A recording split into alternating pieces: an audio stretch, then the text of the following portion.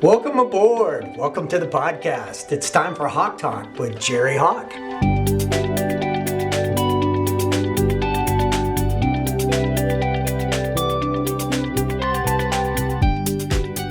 Okay, I'm back.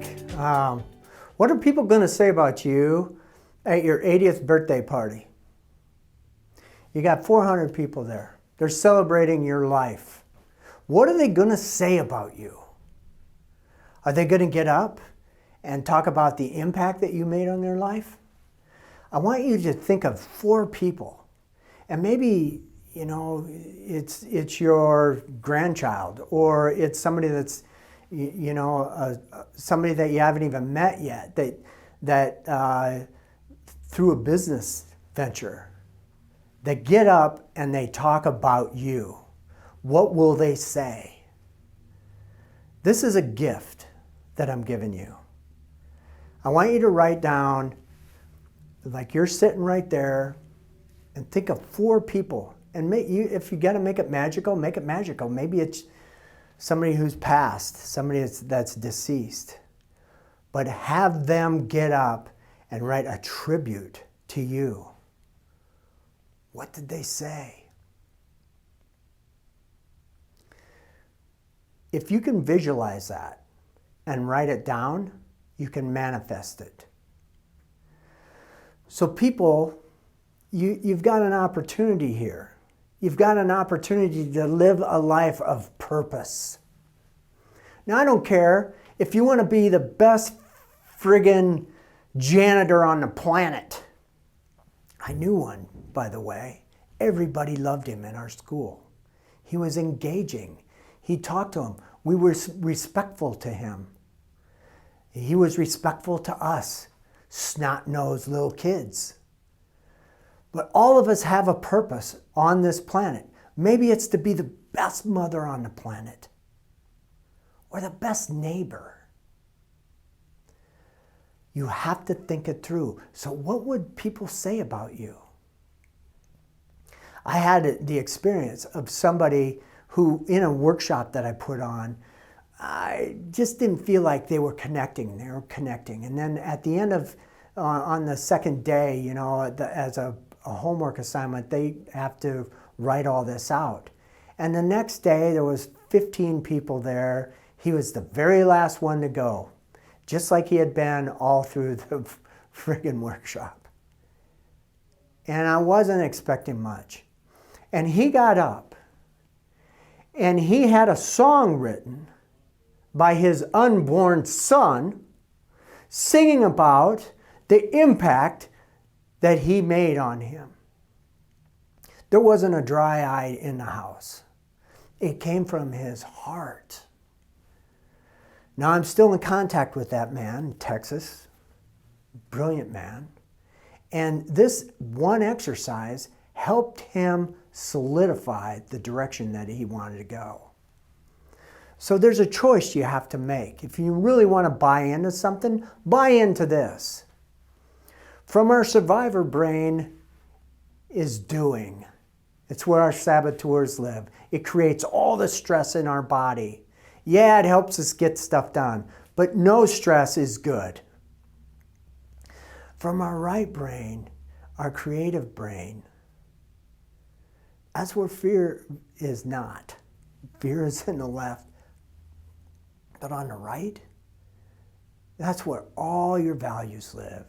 Your love, your ability to see gratitude, be empathetic for other human beings, see a vision well beyond what might be present. So I've got this idea that I want to share with you. And it goes like this. I wrote this quite a while ago. Gandhi, Mother Teresa, Martin Luther King Jr., Abraham Lincoln, all names associated with making an impact in history. All the names of people that resonate, love and forgiveness. All regular old human beings just living their life mission. All heroes that, on some level, resonate with all peoples of all cultures. Isn't that interesting? There are many more that I have not named. Some that have blessed us and left us, crossing over to the next plane without even a glimpse of them. But they were here, and they were real. Not some mythical folklore story, but real friggin' human beings. Maybe you live next door to one of them. Maybe it's you. Sometimes I forget that my purpose on this planet is to love every single human being I come in contact with. Sometimes I forget that. But with no exceptions, when I'm in that space, I am in the sage, I'm in my spirit, I'm in step and in rhythm with the universe. The greats all preached it. Christ, Buddha, Muhammad. Love, love, love. So where's that love today? Most of what I see is fear-driven rhetoric, politicized, fear-driven motivation. So then I get caught up in my own egocentric ways of being busy, productive, making money, and I forget. How I don't forget is by taking time for myself, by sitting, by being quiet, through exercise, through contemplative prayer, through meditation, golf. And in that space, I feel my gratitude and I see my truth. There is nothing but this moment when I'm in that space. I'm not out next week. I'm not out 6 months from now on airline tickets. I'm not busy doing, but I'm being present. Teachers, mentors, and messengers are among us.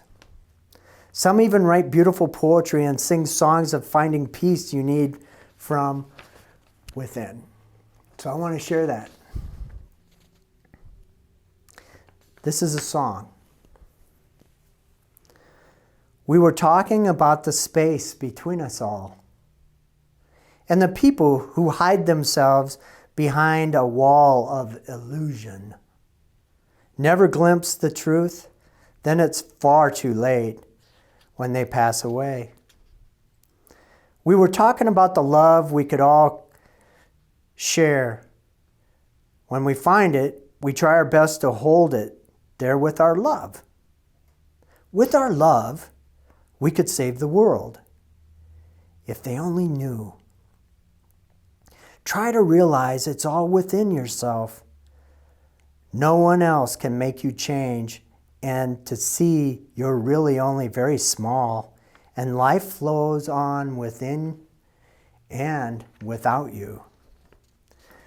We were talking about the love that's gone so cold, and the people who gain the world and lose their soul.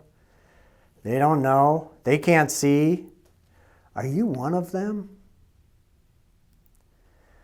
When you've seen beyond yourself, then you may find peace of mind is waiting there. And the time will come when you see we're all one and life flows on within you and without you. I'm a fan of the Beatles. George Harrison wrote that song, Within, Without You, well over 50 years ago. In the crux of, if you look at the world at that time, the American flag was being burned. We were in a war we did not understand in Vietnam. People were burning draft cards. Women were burning their bras. It was the love-in time, San Francisco, summer of love, rock and roll, drugs. Nixon was impeached, left office. Kids were killed in Ohio in a protest by the National Guard. it looked like the end of the world. 1968 through 1970.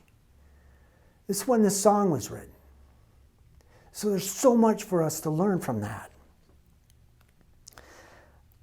If this song doesn't resonate with you, what does resonate with you? Because attached to that is your purpose. Attached to what you feel inside you want to create is what's driving you.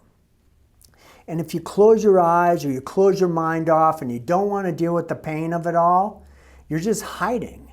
It's delusion. How are people going to view you? What kind of person are you going to become at your 80th birthday party?